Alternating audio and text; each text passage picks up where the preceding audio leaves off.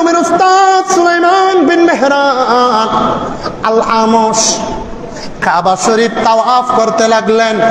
একজন ব্যক্তি কাবা শরীফের গিলাফ ধরে ধরে কান্না করে বলে, ও আল্লাহ, তোমার কাছে ক্ষমা চাই, তোমার কাছে ক্ষমা চাই, জানি তুমি আমাকে মাফ করবে না। সুবহানাল্লাহ বলুন না, তুমি আমাকে মাফ বলেন না, তুমি আমাকে মাফ, এটা আমি জানি, তারপরও ক্ষমা চাই। ডাকলেন, তুমি কাবার গিলাফ ধরে কান্না করছো কেন?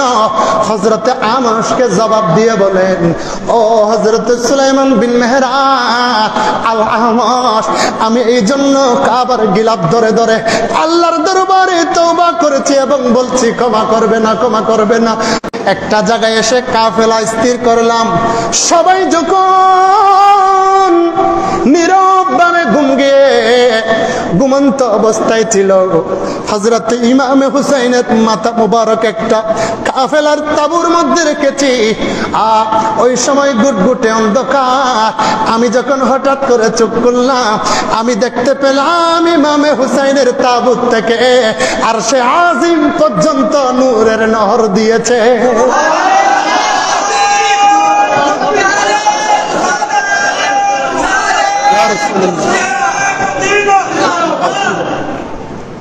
আমি দেখতে পেলাম ইমাম হুসাইন উপরে সর মুবারক পর্যন্ত আরশে আজিম পর্যন্ত নূরের একটা নহর দিয়ে গোটা আলোকিত হয়ে গেছে। 70 জনের মধ্যে 69 জন বেহুশ হয়ে গেছে। আমি একজন হুশের মধ্যে আছি। চোখ দিয়ে দেখতে লাগলাম ইমামে হুসাইন যখন মদিনার দিকে ফিরে বলে, ও নানা, নানা রে, আজকে তোমার নানা, আজকে তোমার নাতির দিকে তাকাও। তোমার নাতির যে গলার মধ্যে তুমি নবী বারবার চুমা দিতে, বারবার চুমা দিতে, তোমার ফাতেমা, তোমার কন্যা ফাতেমা যে কপালের মধ্যে বারবার চুমা দিত, একটা দুইটা নয়, 69 কিংবা 72টা তীর নিক্ষেপ করেছে, 33টা তলোয়ারের আঘাত করেছে, 22টা বল্লম মেরেছে, বর্মরে আঘাত করেছে। হুসাইন শহীদ হয় না, হুসাইন শহীদ হয় না। সর মুবারক আলাদা করার পরেও যেই শরীর মুবারক ছিল গলা থেকে পা পর্যন্ত, কুফার আনাচে কানাচে গোড়ার কুরের সাথে পায়ের সাথে বেঁধে হেসরিয়ে টেনে টেনে বেইজ্জত করেছে, কাপড় পর্যন্ত খুলে ফেলেছিল। আমি হুসাইন কেমনে সহ্য করেছি?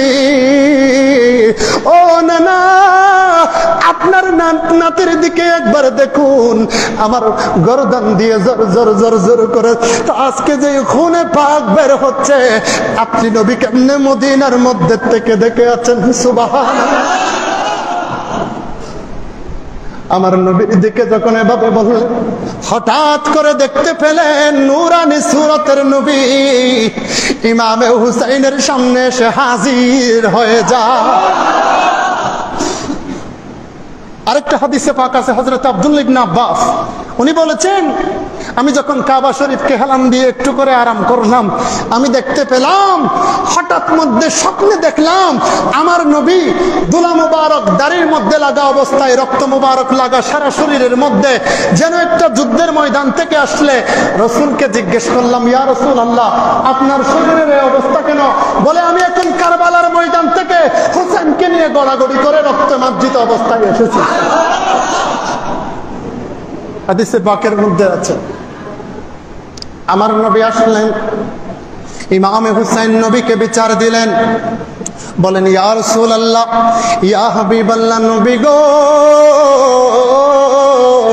ও দয়ার নবী, মায়ের নবী রে, আপনার দেওয়া ইসলামকে জিন্দা করার জন্য, আপনার দেওয়া ঈমানকে রক্ষা করার জন্য আমি হুসাইনের কি অবস্থা করেছে দেখেন। রাসূল পাক কান্না করতে লাগলেন, কান্না করতে লাগলেন। জিবরাইল কাছে এসে বলে, ইয়া রাসূলুল্লাহ, আপনি আমাকে একটু হুকুম দেন, গোটা কুফা নগরীকে আদ এবং সামুদ গোত্রের কওমে লূতদের মতো 4500 ফিট গভীরে নিক্ষেপ করে ফেলবো। আরেকটু আওয়াজে বলুন সুবহানাল্লাহ। রাসূল পাক ইমামে হুসাইনের বিচার শুনলেন, স্থির হয়ে গেলেন, কান্না করতে লাগলেন। সুলাইমান বিন মেহরান বলেন, এরপরে নাকি হযরতে আলী আসলো। হযরতে আলীকে বলেন, ও আব্বাজান, আপনাদের প্রতিষ্ঠিত ইসলামকে রক্ষা করার জন্য আপনার কলিজার টুকরা ইমাম হুসাইনকে কি অবস্থা করেছে আপনি একটু দেখে নেন। হযরতে আলী মাটির মধ্যে গড়াগড়ি করে করে কান্না কণ্ঠে রাসূল পাককে বিচার দিলেন। মা ফাতেমা আসলেন, বিচার দিলেন। ইমাম হাসান আসলেন, বিচার দিলেন। ওই ব্যক্তি গোপনে গোপনে তাকিয়ে আছে। সুবহানাল্লাহ বলুন না। গোপনে গোপনে সব কিছু দেখতেছে। আমার নবী বলেছেন, মান রাআনি ফিল মানামি ফাকাদ রাআল হক। যারা আমি নবীকে একবার স্বপ্নের নজরে দেখে, তারা স্বপ্নে দেখে না, তারা বাস্তবে দেখে। তারা কি দেখে? বলেন না, কি দেখে? বাস্তবে দেখে। আমার নবী ওই সময় রাসূল পাককে ওই ব্যক্তি দেখে দেখে রইলেন, বিচারগুলা শুনতেছেন। হঠাৎ করে আল্লাহর নবীর কদমের মধ্যে এসে বলে, ইয়া রাসূলুল্লাহ, ও নবী, নবীরে আমাকে ক্ষমা করুন, আমি ইমামে হুসাইনকে চিনি নাই, আমাকে ক্ষমা করুন। নবী বলছেন, তোমাদের কোনো ক্ষমা নাই, তোমাদের কোনো ক্ষমা নাই, তোমাদের ফয়সালা কিয়ামতের ময়দানে করবেন আল্লাহ। কে করবেন? বলেন না, কে করবেন? ইমামে হুসাইনকে জবাই করে আল্লাহকে রাজি করা সম্ভব? বলেন না, রাজি করা সম্ভব? হুজুরকে বাইরে বেইজ্জত করবেন, ভিতরে আসলে পায়ে ধরে সালাম করবেন, এটার নাম ইজ্জত না বেইজ্জত? বলেন না, ইজ্জত না বেইজ্জত? ইমাম সাহেবের পিছনে ঘরের মধ্যে নামাজ পড়লেন, চায়ের দোকানে গিয়ে সমালোচনা করলেন, এটা ইজ্জত না বেইজ্জত? বলেন না, ইজ্জত না বেইজ্জত? আল্লাহ আমাদের হেফাজত করুন, আমিন বলবেন না? ওই ব্যক্তির ফয়সালা আল্লাহর উপর। এই জন্য কাবা শরীফের গিলাফ ধরে বলছে, কারণ নবী যদি জুবানে পাক দিয়ে কোনো কথা বের করে, আল্লাহ সেটা পরিবর্তন করে না। সুবহানাল্লাহ বলুন না। পরিবর্তন, বলেন না, পরিবর্তন করে না। এই জন্য তার দোয়াও কবুল হবে না। কারণ আল্লাহ ইরশাদ করে বলেছেন, ইন্নাল্লাযীনা ইউযুনাল্লাহ ওয়া রাসূলাহু লা'আনাহুমুল্লাহু ফিদ দুনিয়া ওয়াল আখিরাহ ওয়া আ'আদ্দা লাহুম আযাবাম মুহিনা। আল্লাহ পাক ইরশাদ করেন, যারা আমি আল্লাহ এবং রাসূলকে কষ্ট দেয়, তাদের জন্য দুনিয়া এবং আখিরাতে আযাব। সুবহানাল্লাহ। তাদের জন্য দুনিয়া এবং আখিরাতের মধ্যে লানত, লাঞ্ছনা। তারা লাঞ্ছিত হবে, তারা লানত প্রাপ্ত হয়েছে, তারা কখনো রহমতের কুল কিনারাও পাবে না। অপর আয়াতের মধ্যে আল্লাহ ইরশাদ করে বলেছেন, ইন্নাল্লাযীনা ইউযুনা রাসূলুল্লাহি লাহুম আযাবুন আলীম। আরেকটু আওয়াজে বলুন সুবহানাল্লাহ। যারা শুধুমাত্র রাসূলকে কষ্ট দেয়, যারা শুধুমাত্র আল্লাহর নবীকে কষ্ট দেয়, নবীকে কষ্ট দেয়া মানে ইমামে আলী মাকাম ইমামে হুসাইনকে কষ্ট দেওয়া, আর ইমামে হুসাইনকে কষ্ট দেওয়া মানে নবীকে কষ্ট দেওয়া। আর যারা নবীকে কষ্ট দেয় মানে ইমামে হুসাইনকে কষ্ট দেয়, তাদের জন্য লাহুম আযাবুন আলীম, জাহান্নামের আযাব অপেক্ষা করে। আরেকটু আওয়াজে বলুন সুবহানাল্লাহ।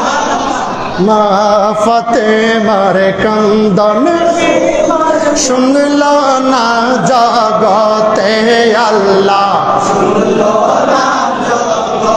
একটু মহব্বতে। মা ফাতেমার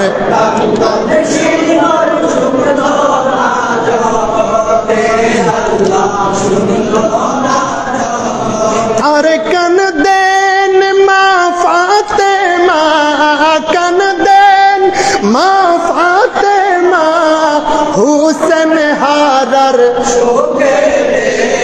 মা ফাতেমার কান্দন সীমার জগতে আল্লাহ শুনলো না কারবালার ময়দানে নবীর বংশ শহীদ হইল সেই দিন হতে এজিদের দল ঈমান হারা হইল কারবালার ময়দানে নবীর বংশ শহীদ হইল সেই দিন হতে এজিদের দল ঈমান হারা আরে নবীর জান হুসেনের গলায় নবীর জান হুসেনের গলায় সীমার সুরি চালাইল মা ফাতেমার কান্দন সীমার বতে আল্লাহ মোহাম্মদে বতে আল্লাহ আরে কান দেন মা ফাতেমা কান দেন মা ফাতেমা হুসেন হারার সুকেতে মা ফাতেমার না জগতে আল্লাহ আল্লাহুম্মা সাল্লি বাজি কষ্ট না না বা ওয়ালা আলে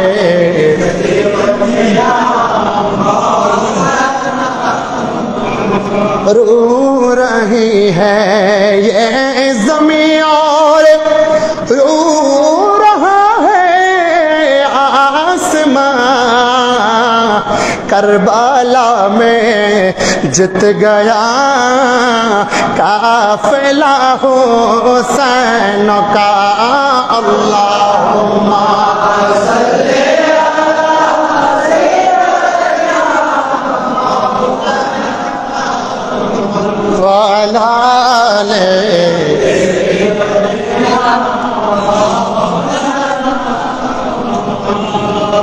বলতে চেয়েছিলাম ইমামে হুসাইনকে কষ্ট দিলে কষ্ট পায় কে?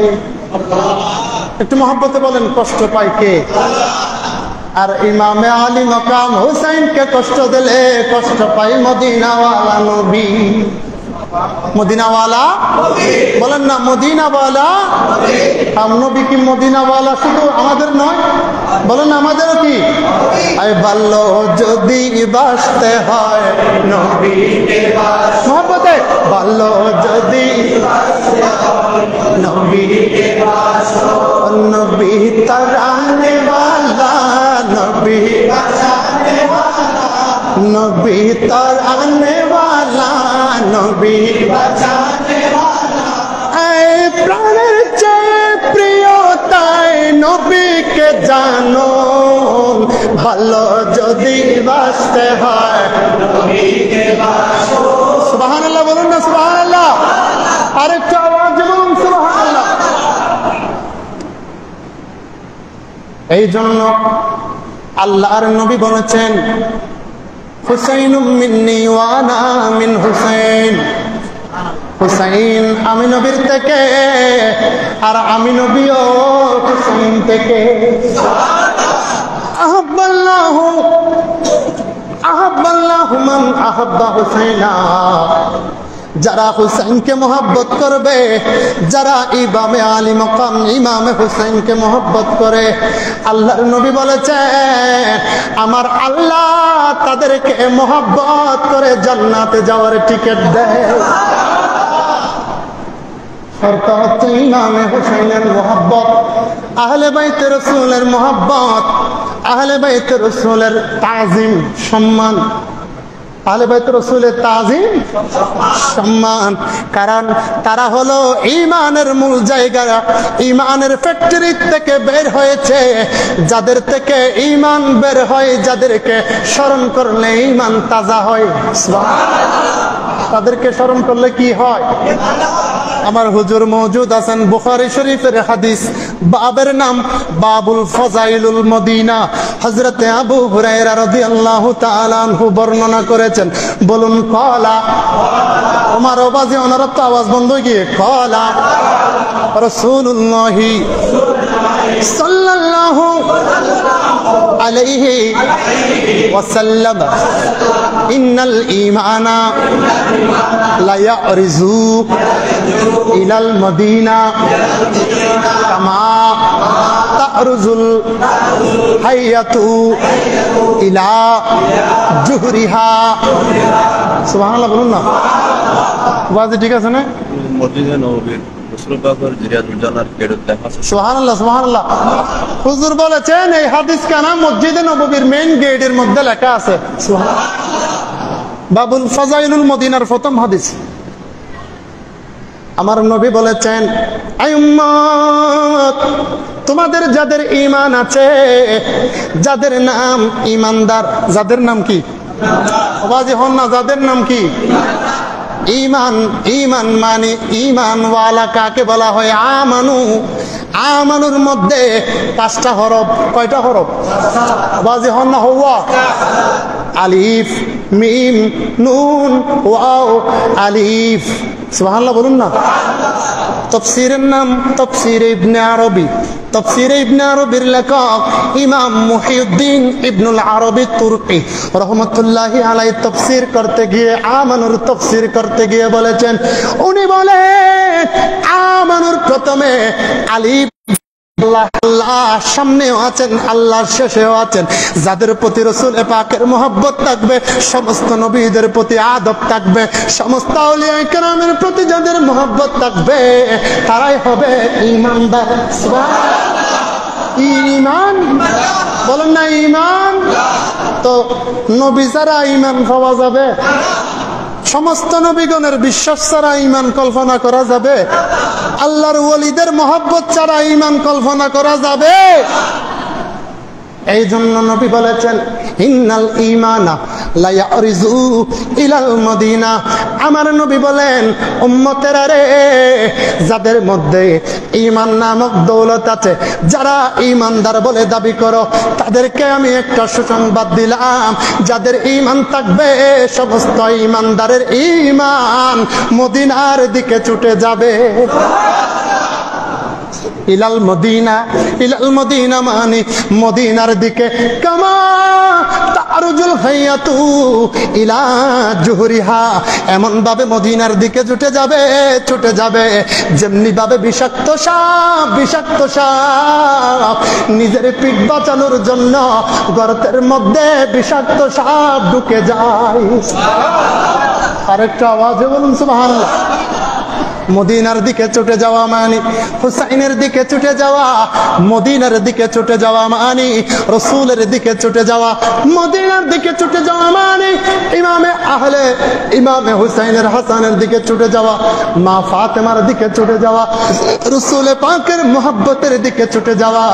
আর যাদের অন্তর ইমামে হুসাইন বরাবর যায়, আল্লাহ তাদের ঈমানকে রাসূল পাকের হাতে সমর্পণ করে দেয়। আপনারা কথা বুঝেছেন তো? বলেন না, বুঝেছেন তো? আল্লাহর নবী বলেছেন, হুসাইনুম মিন্নি ওয়া আনা মিন হুসাইন।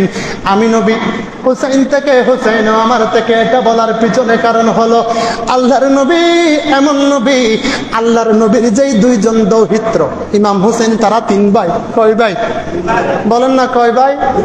আপনাদের কষ্ট হচ্ছে মনে হয়। কয় ভাই? 3 ভাই। কয় ভাই? 3 ভাই। শুধু হাসান হুসেন নয়, হযরতে ইমামে মুহসিন, যিনি 4 থেকে 4.5 বছর বয়সে ইন্তেকাল করেছেন, তার সদস্য উচ্চ আওয়াজে বলুন সুবহানাল্লাহ। ইমামে হুসাইন, ইমামে হাসান, এমন নবী, এত রাসূল পাকের প্রতি দাবিত ভালোবাসার। কেমন ভালোবাসার জানেননি? 2জন 2টা সিরিকুট লিখে আনলেন, 2জনে 2টা লেখা লিখে আনলেন। নবীর দরবারে এসে বলে, নবী গো, ইয়া রাসূলুল্লাহ, ও মায়ের নবী, নবীরে আমি একটা লিখা এনেছি। হাসান বলে আমি একটা লিখা এনেছি। নবী দুইজনের লেখা সামনাসামনি দেখার পর তাদের কথাগুলা শুনতে লাগলেন। ইমামে হাসান বলে ইয়া রাসূলুল্লাহ আমার লেখা সুন্দর হয়েছে কিনা বলেন। হুসাইন বলে আমার লেখা সুন্দর হয়েছে কিনা বলেন। আল্লাহর নবী কিছুক্ষণ চুপ থাকলেন। আসমানের দিকে তাকাতে দেরি, আল্লাহর ফয়সালার অপেক্ষায় আছেন। আল্লাহ জিবরাইলকে ডেকে বলে, ও জিবরাইল যাও যাও, জান্নাত থেকে একটা আপেল নিয়ে ইমামে হাসান ইমামে হুসাইনের প্রতিযোগিতাকে সাকসেস করে দাও। আরেকটু আওয়াজে বলুন সুবহানাল্লাহ। একটা তলোয়ার দিলেন সামনে, ইমামে হুসাইনের দুইটা লেখা দুই জায়গায় দিলেন। একটা জান্নাতের আপেলকে এভাবে গড়িয়ে দিলেন, যার লেখার দিকে আপেলটা যাবে তার লেখা বেশি সুন্দর বলে বিবেচিত হবে। এখানে দেখা গেল ইমামে হুসাইন ইমামে হাসান দুই জায়গায় আছে। এদিক থেকে আল্লাহর নবী আপেলটা ছাড়তে দেরি, তলোয়ারের আগার মধ্যে গিয়ে দুই টুকরা হয়ে ইমামে হাসান ইমামে হুসাইনের দুই ভাগে চলে যায়। ইমামে হাসান ইমামে হুসাইন আল্লাহর নবী দুইজনকে রাইহান বলেছেন। এখানে হুজুর কিছুক্ষণ আগে আলোচনা করেছেন মারাজাল বাহরাইনি ইয়ালতাকিয়ান বাইনাহুমা বারযাখুন লা ইয়াবগিয়ান। দুইটা সাগর বলেছেন, বরজখ থেকে সাগরে এসেছেন মানে মা ফাতেমার রেহেম থেকে এসেছেন। সুবহানাল্লাহ। আরেকটা আওয়াজে বলুন সুবহানাল্লাহ। আরে ওনারা সাগর না হয়ে কি হবেন? মূল কথা হলো হযরতে ইমামে হুসাইন কোনো পানির অভাবে কারবালার ময়দানে শহীদ হয় নাই। অনেক কেউ কাহিনী না জেনে হাদিসে পাক না বুঝে বাস্তব কথা রিসার্চ না করে বলে পানির অভাবে ইমাম হুসাইন শহীদ হয়েছেন। নাউজুবিল্লাহ বলেন। আরে আনা সাগরের পানি গরিবের আওয়াজ, পরিবারের সদস্য হওয়ার কারণে, আহলে বাইতে রাসূলের নসল দিয়ে আসার কারণে আনা সাগরের পানি যদি বদনার মধ্যে ঢুকাতে পারে, আর ইমামে হুসাইন ফুরাত নদীর পানি ঢুকাতে পারতো না? বলেন না পারতো কিনা? ইমামে হুসাইন পানির জন্য দোয়া করে নাই, সবর করেছেন নবীর দেওয়া ইসলামকে জিন্দা করার জন্য। কারণ আমার নবী একদিন হযরতে উম্মে সালমা মা উম্মে সালমাকে কারবালার অল্প মাটি দিয়ে বললেন, ও উম্মে সালমা নাও নাও এই কারবালার মাটিগুলা তোমার হাতে যত্ন করে রাখবা, যেদিন দেখবা এই কারবালার মাটি রক্ত হয়ে গেছে সেদিন বুঝবা আমার হুসাইন শহীদ হয়ে গেছেন। সুবহানাল্লাহ। কারণ আমার নবী জানে হযরতে উম্মে সালমা ততদিন বাঁচবেন। সুবহানাল্লাহ বলুন না। কারণ জানার মতো ক্ষমতা নবীকে দিয়েছেন কে? বলেন দিয়েছেন কে? কে? কারণ নবী কি মুহাম্মদ